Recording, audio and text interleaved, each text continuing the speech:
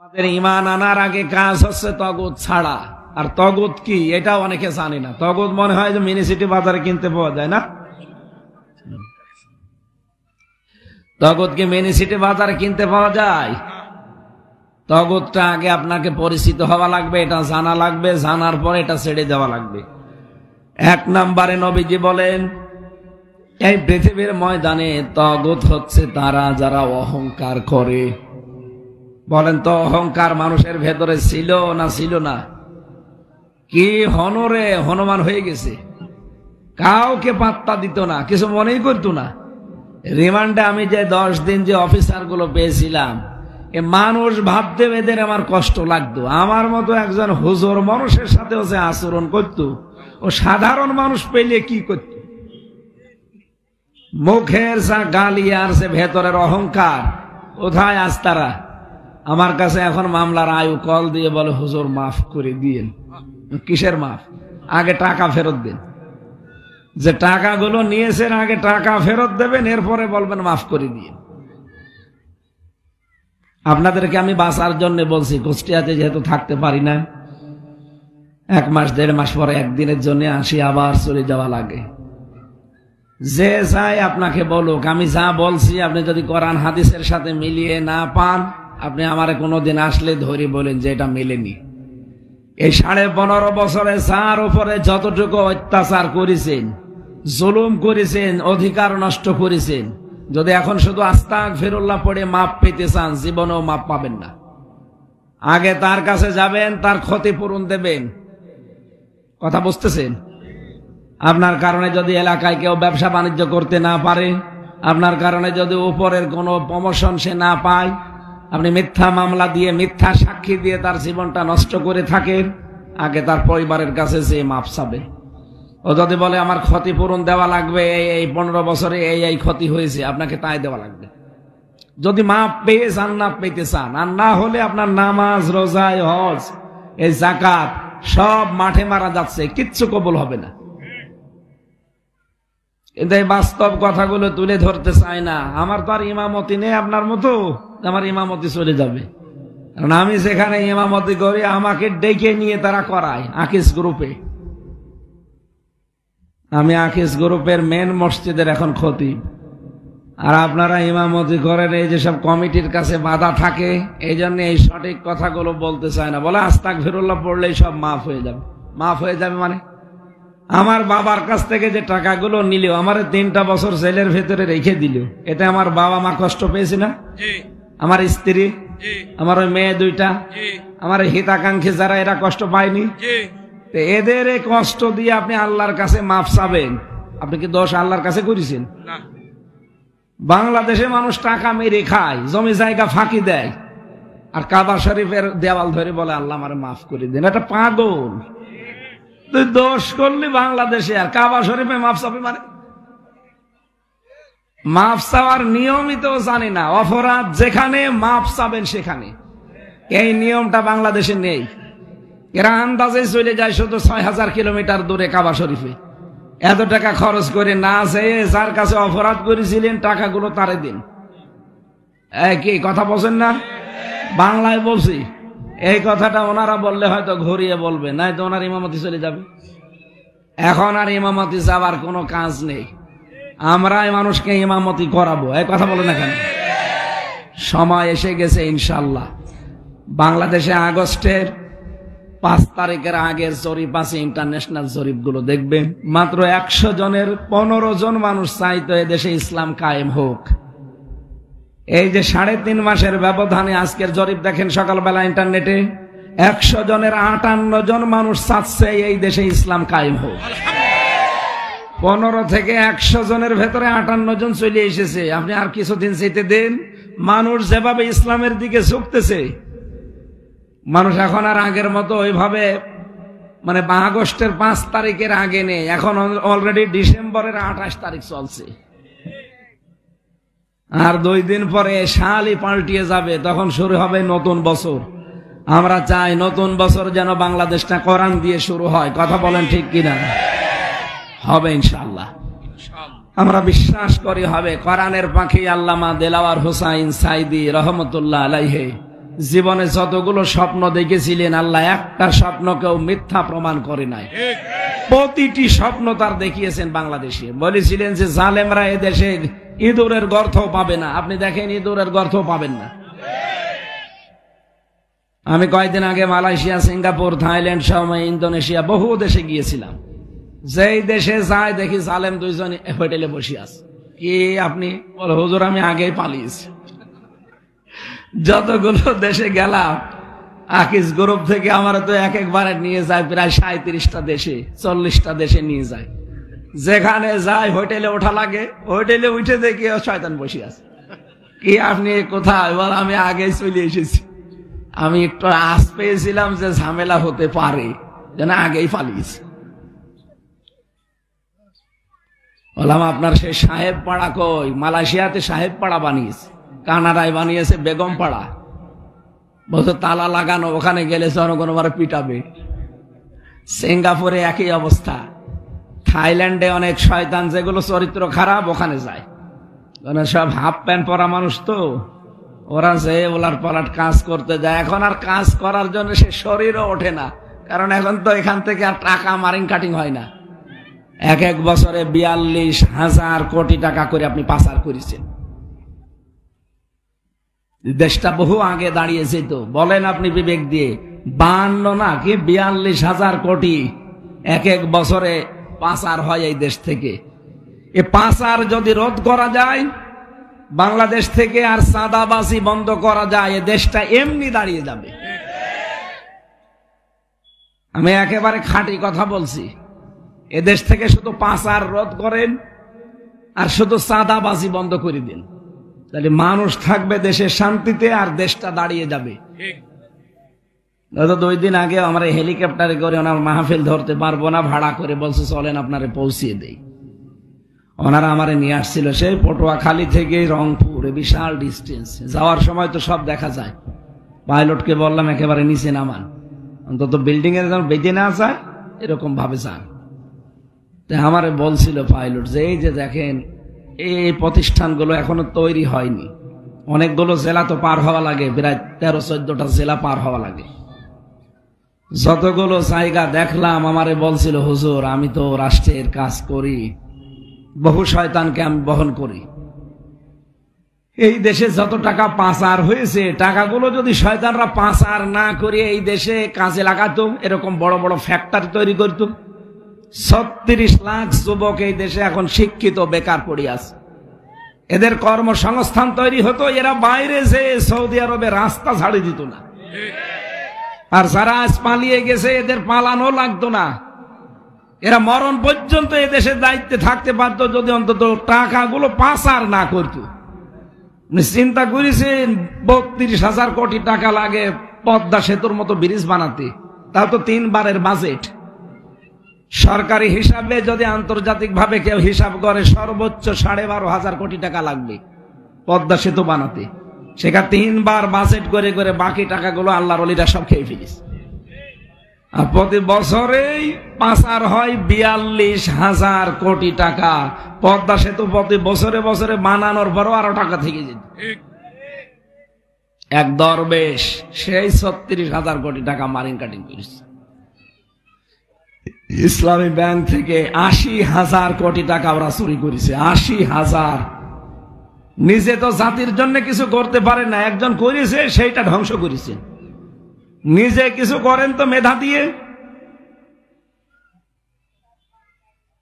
এজন্য আমাদের কথা হচ্ছে আপনি মাপ পেতে চাইলে যদি আপনি এসব বিশ্বাস করে থাকেন, আর আমরা জানি আপনারা বিশ্বাস করেন না, যদি কারো ভেতরে একটু অনুশোচনা অনুতপ্ত হওয়া আসে, আপনি যার কাছে অপরাধ করেছেন তার কাছে ক্ষমা চেয়ে নেবেন, তার ক্ষতি পূরণ হয়ে গেলে ওইটা দিয়ে দেবেন, এরপরে বলবেন আস্তাগফিরুল্লাহ, আমি আপনাকে বাঁচাতে চাই, আপনার শত্রু না, আমি মন থেকে বলছি।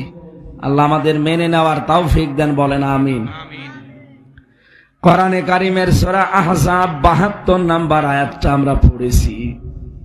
রব্বুল আলামিন বলেন, ইন্না আরাদনাল আমানাতা আলাস সামাওয়াতি ওয়াল আরদি ওয়াল জিবাল অবশ্যই আমি আমার এই আমানত, তার মানে কোরআনে কারিমকে পেশ করেছিলাম।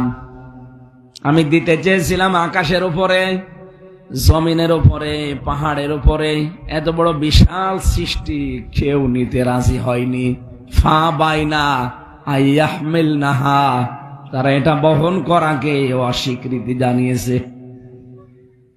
ওয়াশফাকনা মিনহা, তারা ভয় পেয়েছে। ও হামালাহাল ইনসান, কিন্তু আশ্চর্য, এটা বহন করার দায়িত্ব মানুষ নিয়েছে। এ পৃথিবীতে সবচাইতে দুর্বল সৃষ্টি যদি ধরা যায় মানুষ। খলিকাল ইনসানু দাঈফা, দাঈফ না দাঈফাস, একেবারেই দুর্বল করে মানুষকে বানালাম। আর তারা এই বিশাল আমানতটা মাথায় নেওয়ার আগ্রহ পেশ করে নিয়েও নিয়েছে, কিন্তু এখন আর আমানত বহন করতে পারে না। কোরআনে কারিম একটা আমানাত। এটা কি আমানত? আপনার একেবারে ব্যক্তিগত জীবন থেকে আন্তর্জাতিক জীবন পর্যন্ত সবগুলো এর ভেতরে আছে। এগুলো মেনে নিতে পারলে আমানতটা আপনি বহন করতে পারেন। যারা মেনে নিতে পারে না, ওই মানুষগুলো কোরআনের সাথে বেঈমানি করছেন। ৬৬৬৬টি আয়াত, এটা প্রসিদ্ধ। আর ৬২৩৬টি আয়াত, এটা বিশুদ্ধ। একটা বিশুদ্ধ আর একটা প্রসিদ্ধ, দুইটাই ঠিক আছে। প্রচলিত সারা পৃথিবীর ভিতরে আমাদের এই অঞ্চলগুলোতে ৬৬৬৬টি আয়াত আমরা জানি। আপনি আরব বিশ্বের ওই সমস্ত দেশে যেয়ে দেখবেন, ওখানে ৬৬২৩৬টা আয়াত বলে তারা। এই আয়াতগুলো আল্লাহর পক্ষ থেকে আমাদের জন্য উপহার। যারা মেনে নিতে পারে তারা সৌভাগ্যবান, যারা মানে না ওরা দুনিয়ায় সব কিছুর মালিক হলো হতভাগ্যা। আমরা যেন হতভাগ্য না হয়ে যায় আল্লাহর এই বিশাল আমানত পেয়ে। ব্যক্তিগত জীবন থেকে আমানতকে আপনার বহন করা শুরু করবেন। আপনি যে মানুষের সাথে কথা বলেন, হাসি মুখে একটা কথা বললেও সাদগা দেওয়ার সওয়াব হয়। যেই ধর্মে হাসি মুখে কথা বলাও সওয়াব, এই ধর্মে কোন মানুষের ক্ষতি করার মন মানসিকতা তৈরি হতে পারে। এমন একটা ধর্মের অনুসারী হওয়ার পরও আমাদের দ্বারা ক্ষতি হবে কোন কারণে? মানুষের ভেতরে তো খায়রুন নাস মাইয়ানফাউন নাস, এখানে আলেম আছে না? খায়রুন নাস মাইয়ানফাউল মুসলিমিনা দেয়নি, মাইয়ানফাউন নাস আছে। ইয়ানফাউ মসারে বর্তমান, ভবিষ্যৎ, প্রেজেন্ট, ফিউচার। নবীজি বলেন মানুষের ভেতরে উত্তম মানুষ ওইটা যার দ্বারা মানুষের উপকার হচ্ছে এবং হবে। যার দ্বারা মুসলমানের উপকার হবে এবং হবে তা বলেননি। মানুষের, হিন্দু কি মানুষ না? খ্রিস্টান মানুষ না? মানুষ হিসাবে যারা বিবেচিত, আপনার দ্বারা যদি তার উপকার হয়, সে যে কোনো উপকার হতে পারে। তাহলে আপনি মনে করবেন আল্লাহর কাছে আপনি একজন শ্রেষ্ঠ মানুষ। কথাটা কত গুরুত্বপূর্ণ আমার মনে হয় এইটাই মানুষের জীবন পড়া পরিবর্তনের জন্য যথেষ্ট। খায়রুন নাস মাইয়ানফাউন নাস, পৃথিবীতে আল্লাহর কাছে, রাসূলের কাছে উত্তম মানুষ ওইটা যার দ্বারা মানুষের উপকার হয়। আল্লাহ হাদিসটা মেনে চলার মতো তৌফিক আমাদের দাও, বলেন আমিন। আল্লাহর এই আমানতকে ব্যবহার করা দরকার পরিবারে। সম্মানিতা মা বোনেরা, প্রতিটি স্ত্রীর উচিত হচ্ছে স্বামীর জন্য দুনিয়ায় 4টা কাজ করে যাওয়া। শুধু নামাজ পড়ে, রোজা রেখে আর কালো বোরকা পরে আপনি জীবনও জান্নাত যেতে পারবেন না। 1 নম্বরে ইদা নাসারা ইলাইহা সাররাতুহু, আপনার স্বামী যখন বাইরে থেকে কর্মজীবন শেষ করে আসবে, বাড়িতে আসার পরে যেন একটা নয়েজ মুক্ত, আওয়াজ মুক্ত ঘর পায়। যেভাবেই হোক তাকে সন্তুষ্ট করা লাগবে। আর ওগুলো সব আল্লাহ আপনার ভেতরে দিয়েছেন। আল্লাহর নিয়ামতকে স্বামীর জন্য ব্যবহার না করে অনেকে ব্যবহার করে অন্য জায়গায়, বলেন নাউজুবিল্লাহ। এই ছোট্ট বিষয়টাকে অনেকে মনে করে এ আর কি মানে আপনার কাছ থেকে রেসপন্স পায় না, এই জন্যই তো লাইন করা শুরু করে। বুড়ো মানুষ বলার দরকার নেই, ঠিক। বুড়ো মানুষের আবার কিসের কি? যুবক মানুষ আমরা যারা আছি সম্মানিত মা বোনেরা, আমরা চাই আমাদের কুষ্টিয়াতে পারিবারিক জীবনে যেন জান্নাতের মতো শান্তি বিরাজ করে। আমিন।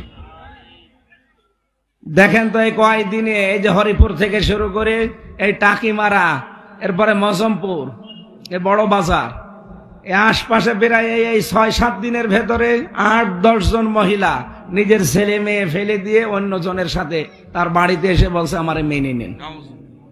এটাকে আমি বানিয়ে বললাম? এটা তো এমনি এমনি হচ্ছে না, শুধু স্ত্রীর পক্ষ থেকে এই রেসপন্স না পাওয়ার কারণে।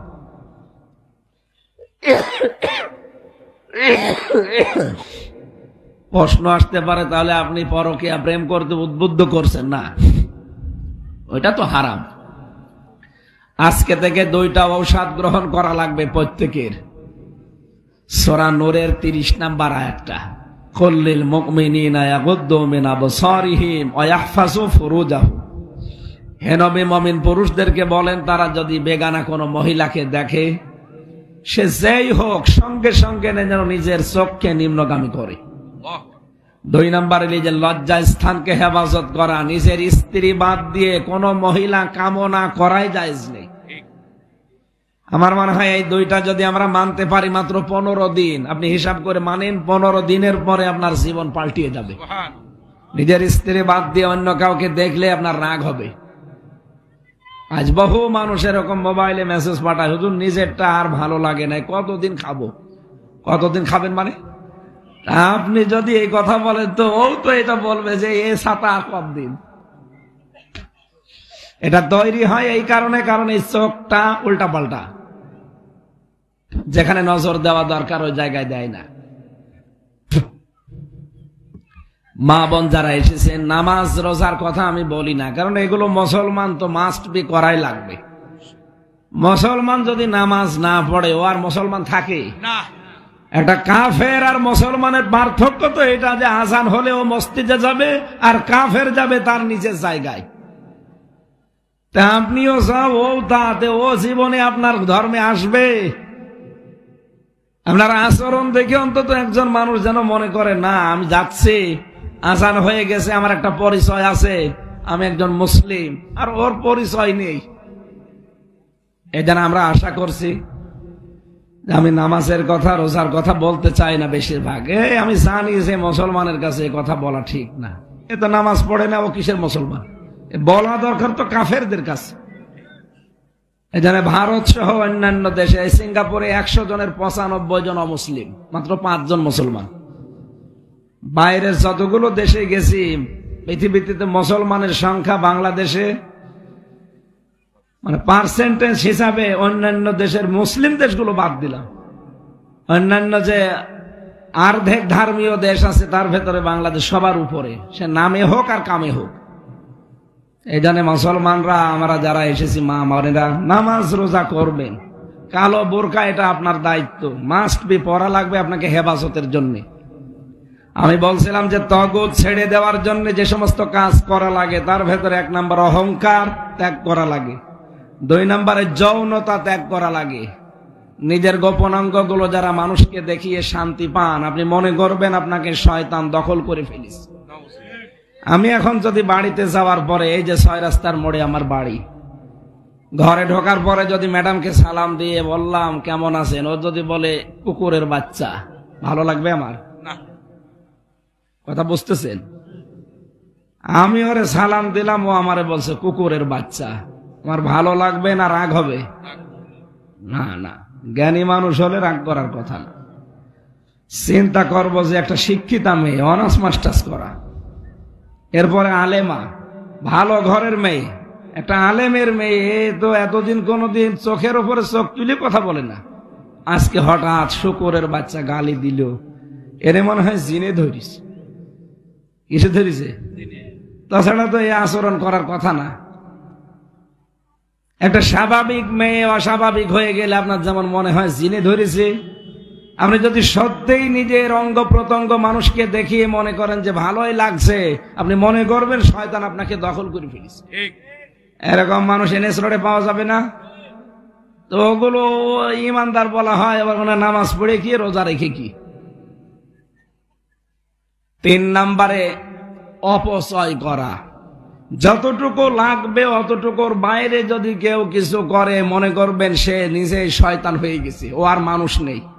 এদের টিস্যু বক্স এখানে আছে, আমার একটা দরকার, আমি যদি 4-5টা নিয়ে একেবারে ভাবের সাথে যা তা করলাম, এটা অপচয় না?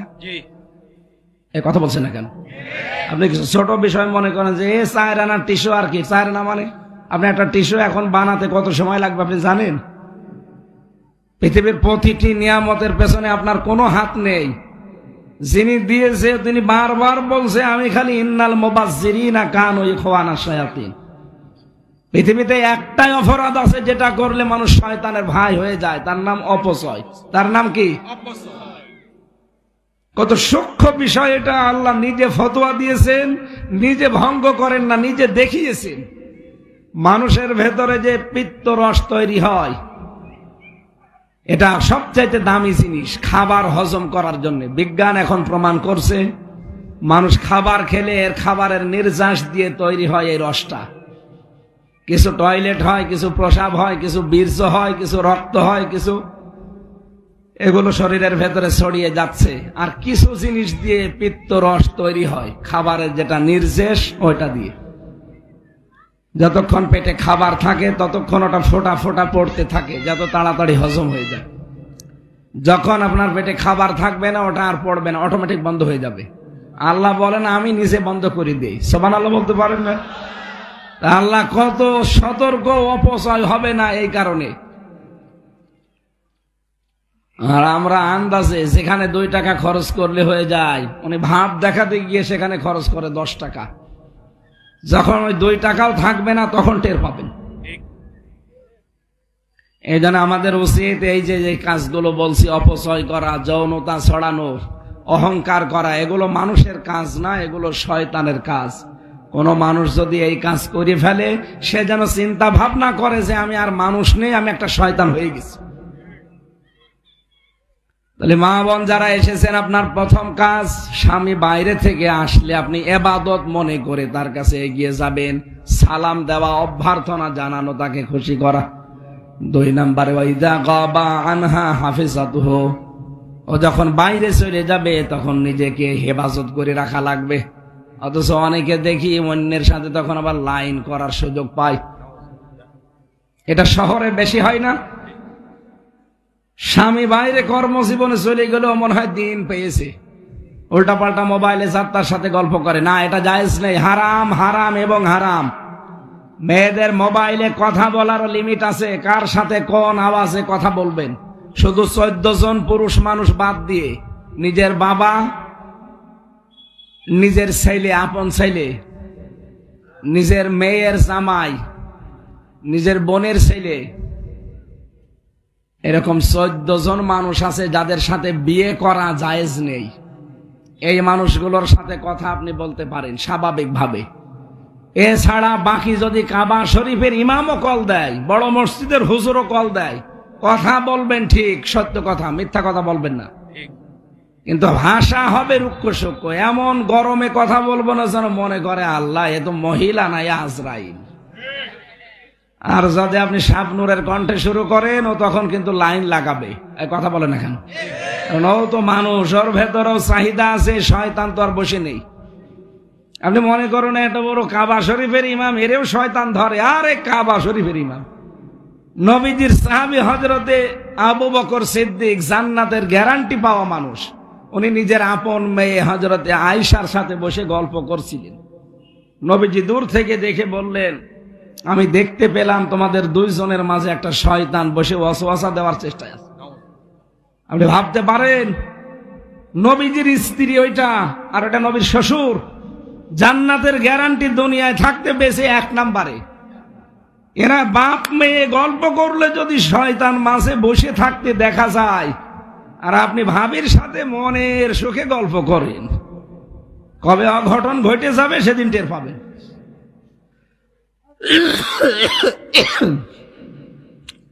3 নম্বরে ওয়াতুইনু আলা দীনি যাওজাতিহা, আপনার স্বামী যদি বাইরে থাকে দিনের কাজে, ইসলামের কাজে, মানবতার সেবায়, তাহলে ছাড় দেবেন তাকে, তাকে সাহায্য করবেন, সহযোগিতা করবেন। পেছন দরজা দিয়ে খাদিজাতুল কুবরার সাথে আপনি জান্নাত যেতে পারবেন। হযরতে খাদিজা জীবনে এক ওয়াক্ত নামাজ পড়েননি, রোজা রাখেননি, হজও করেননি, যাকাতও দেননি, কিন্তু তাকে আল্লাহ জান্নাতে একটা ঘর বানিয়ে আলাদা তার জন্য সুসংবাদ পাঠিয়েছেন। এই একটাই মাত্র কারণ, তিনি স্বামীকে সাপোর্ট দিতেন। আপনি কি করেন? আরো তো বাধা দেন। আপনার স্বামী যদি দিনের কাজ করে, একামতে দিনের কাজ করে, ইসলামী আন্দোলন করে, মানুষকে সাহায্য করে, আপনি শুধু পেছন দরজা দিয়ে টেনে ধরেন, সবই করো, আমরা কি মানে? আপনিও যা, দুনিয়ার মানুষও তাই। কারণ আপনিও মরণের পরে আমার কাছে যা হয়ে যাবেন, এই লোকটাও তাই হয়ে যাবে। এই কথা বলছে না কেন? আপনার সাথে আমি ভালো ব্যবহার করি একটাই কারণ, যেন আমার জান্নাত তৈরি হয়। এর সাথে আমি ভালো ব্যবহার করি একটাই কারণ, যেন আমার জান্নাত তৈরি হয়। তা আমি আপনাকে খুশি করার জন্য, আরামে রাখার জন্য হারামি খারাপি সব বাবা শাহজালাল হালাল করে নেব, আর ওর অধিকার নষ্ট করবো মানে? আমাল হায়াতুদ দুনিয়া ইল্লা মাতাউল গুরুর। পৃথিবীর জমিনটা পুরা ধোঁকা। কে বলছে? এটা যে কত বড় বাস্তব কথা আমি নিজে এখন টের পাচ্ছি। আমার বাবা রিয়াজউদ্দিন, এই যে আমার বাড়ি হালসা, আমার দাদা জাহান আলী, তার বাবার নাম হচ্ছে নমাজ আলী। এরপরে আমি আর চিনি না, সত্যি কথা বলছি, আমি আর চিনি না। অথচ 60-62 বছর আগে এই লোকটা মারা গেছে। উনি যদি এখন কুষ্টিয়ার আমার হালসার ওই বাড়ি এসে বলে, এই 2 তলা বাড়ি আমার, এটা আমি বানিয়েছিলাম, ও দাঁত মুখ খুলে ফেলবো না? যে ভণ্ডামি করার জায়গা পান না। কিসের নমাজ আলীর বাপ আপনি? হ্যাঁ, আমি তো নমাজ আলীকে চিনি না। অথচ এই সমস্ত করার জন্য সে সারা জীবন মাথার ঘাম পায়ে ফেলেছে। কথা বলে না কেন? আমিও যা করলাম, এগুলো যদি আমার জন্য 100 বছর পরে কুষ্টিয়ায় আসি, কেউ আমারে চিনবে? আমার নিজের মেয়ে চিনবে আমারে? আমার মেয়েও হয়তো থাকবে না, তার মেয়ের মেয়ে, 3 পুরুষের পরে আমরা আর চিনি না। অথচ এদের জন্য সব কিছু উলট পালট করে ফেলি, বিশাল আমানত গুলো নষ্ট করে ফেলছি। স্বামী যেটা জায়েজ, যেটা যদি আপনাকে করতে বলে, জীবন থাকতে আপনাকে মানা লাগবে। আল্লাহ আমাদেরকে মেনে চলার তৌফিক যেন দান করেন। এরকম ব্যক্তিগত, পারিবারিক, সামাজিক সব জায়গায় আল্লাহর ইবাদত আছে। কি লেখেন কিছু বোঝা যায় না, কি লিখেছেন?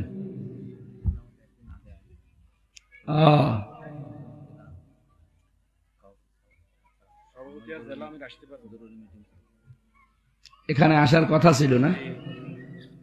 সম্মানিত কুষ্টিয়াবাসী, প্রাণ প্রিয় কুষ্টিয়াবাসী, বাংলাদেশ জামাত ইসলামীর কেন্দ্রীয় আমির যিনি ডক্টর শফিকুর রহমান, উনি এখানে 4 তারিখে আসার কথা ছিল কুষ্টিয়ায়। উনি একদিন আগে চলে আসবে, 3 তারিখে মনে হয় বিকাল বেলা। ওনার যে সমস্ত রাজনৈতিক বা সামাজিক প্রোগ্রামগুলো আছে উনি করবে। সময় থাকলে যাদের দাওয়াত দেয় তারা অবশ্যই যাবেন।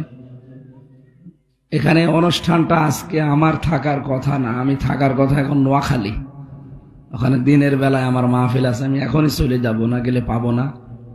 এটা যদি আগামী বছর থেকে আমরা 3 দিন এইরকম না, আমরা মিজানুর রহমান আজহারি ওনাকে নিয়ে আসার কথা বলছি কুষ্টিয়াতে। যদি ওই যে স্টেডিয়াম মাঠে হয়তো দেব, কারণ এখানে জায়গা হবে না। স্টেডিয়াম মাঠে 8-10 লাখ মানুষের আয়োজন করব পুরাটা মিলে।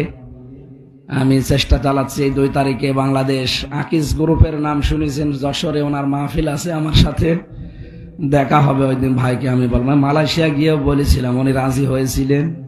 দেখি চেষ্টা চালাচ্ছি আসে কিনা।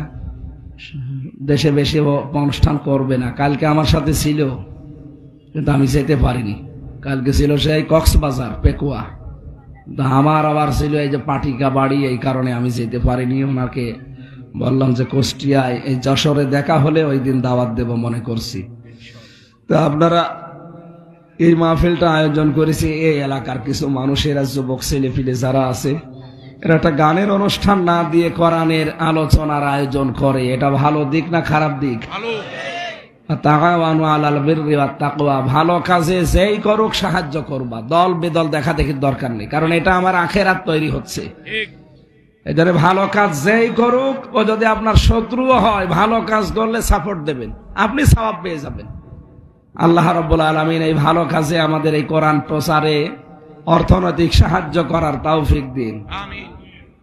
কোরআনের জন্য যদি কেউ টাকা খরচ না করে তো টাকা কি মন্দিরে দেবে না? আপনার টাকা খরচ হবে কোথায়? আর আমি বললাম না যে 100 বছর আগে কুষ্টিয়ায় পরে আসলে আপনাকে আর কেউ চিনবে না। এই জন্য এনারা আয়োজনে হয়তো ঋণী হয়ে আছে, যার যতটুকু সমর্থ আছে ওনাদেরকে দিয়ে দেবেন।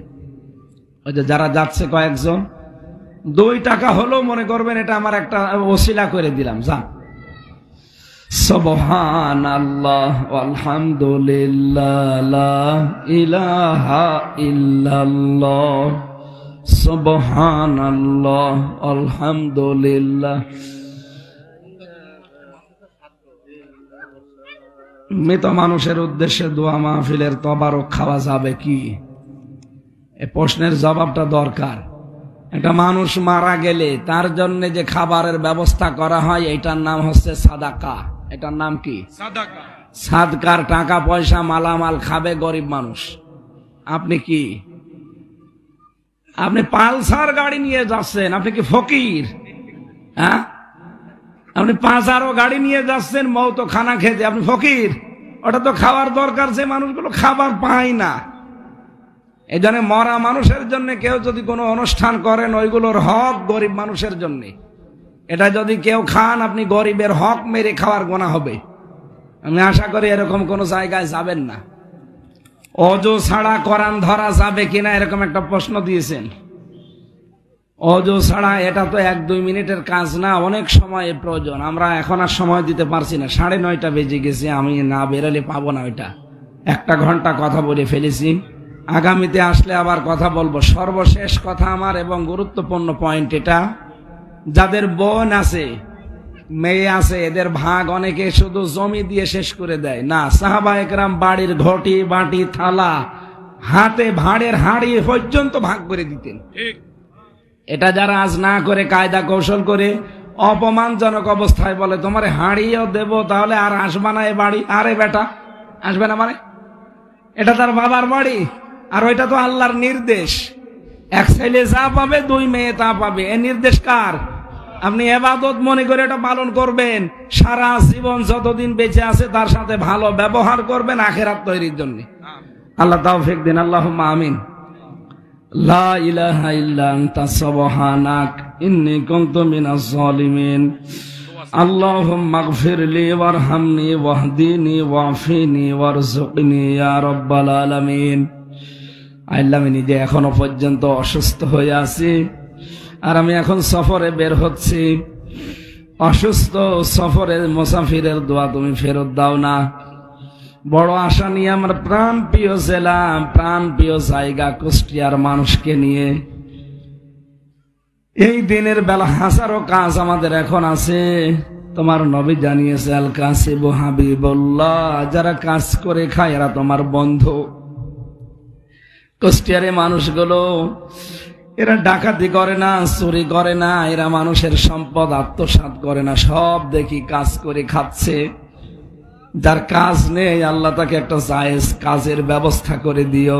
আমিন। যারা কাজকর্ম করে খায় এদের কাজকর্মে তুমি মেহেরবানি করে বরকত দিয়ে দিও আল্লাহ। আমিন। আমাদের জীবনে কম বেশি প্রত্যেকের অনেকের অভাব আছে, আমাদের অভাবগুলো তুমি রাজ্জাক নামের খাতরে দূর করে দাও। আমিন। আমাদের রিজিকের অভাব তুমি মেহেরবানি করে মিটিয়ে দাও। এই অনুষ্ঠান আজ 3 দিন চলছে। এখানে তোমার হাবিব জানিয়েছে কোরআনের আলোচনা যেখানে আরম্ভ হয় 40 দিন ওই এলাকায় কবরের আযাব মাফ হয়ে যায়। যত মানুষ এলাকায় কবরে আছে আল্লাহ কুষ্টিয়ার বুকে প্রত্যেককে কোরআনের ইজ্জতে মাফ করে দাও।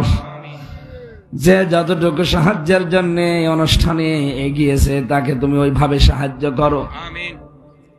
মা বোনদেরকে তুমি খাদিজার মতো আয়েশার মতো বানিয়ে দাও রব্বুল আলামিন। কুষ্টিয়ার মেয়েদেরকে আমি সবচেয়ে বেশি ভালোবাসি, এদেরকে তুমি জান্নাতে যাওয়ার পাতেহ অর্জন করার তৌফিক দাও। এই জেলাতে আজ পর্যন্ত যারা কোরআনে কারিমের খেদমত করে বিদায় নিয়েছে, যত আলেম এই কুষ্টিয়া থেকে মারা গেছে, মাওলানা এনামুল হক শাফি, আল্লাহ তাআলা মেহেরবানি করে তাকে মাফ করে দাও। যত মানুষ কবরে আছে আল্লাহ কবরগুলো জান্নাতুল ফেরদাউস বানাও। কুষ্টিয়ার ভেতরে এই থানা পাড়ার বিশেষ করে এই নদীর পাশে আমরা যারা আছি, নদীর যত বড় বিপদ আছে নদীর বিপদ থেকে বাঁচাও। নদীর যত উপকার আছে, কল্যাণ আছে, নদীর কল্যাণগুলো আমাদেরকে দান করো। এদের অনেকের অভাব আছে, আল্লাহ তুমি এদের অভাব দূর করে দাও। যে যুবকগুলো বিশাল খেদমত করলো, আল্লাহ যুবকদেরকে যে মা পেটে নিয়েছে, মায়ের পেট তুমি খাদিজার মতো বানিয়ে দাও। যত নারী পুরুষ এখানে আছে অসুস্থ, অনেকে এমন রোগ দিয়েছ মানুষের কাছে বলাও যায় না, মেহেরবানি করে গোপন এই রোগটা তুমি ভালো করে দিবা আল্লাহ। আলহামদুলিল্লাহি রাব্বিল আলামিন, লা ইলাহা ইল্লাল্লাহু মুহাম্মাদুর রাসূলুল্লাহ।